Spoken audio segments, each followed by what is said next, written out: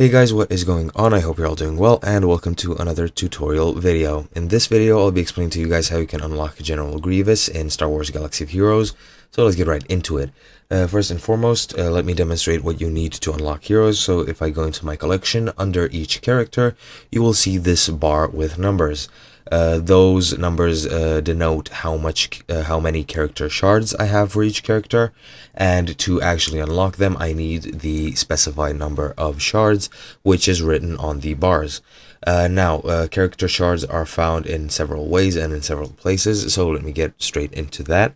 The main way that you could possibly get it, and since this is EA you could probably expect it, go into the store and you can buy these data cards, the mega packs, data packs, and data cards. These are all quote-unquote loot boxes, as they are in any EA game, and in them you have a chance to get characters and character shards, except for the mega packs where you are guaranteed a character.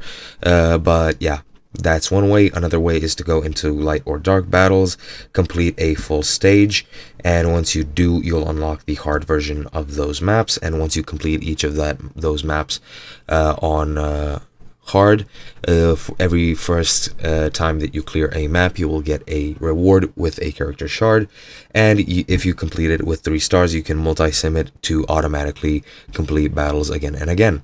Now you can also do cantina battles, arena tables, and galaxy wars. Those all award shards, so just keep experimenting and sooner or later you will get him.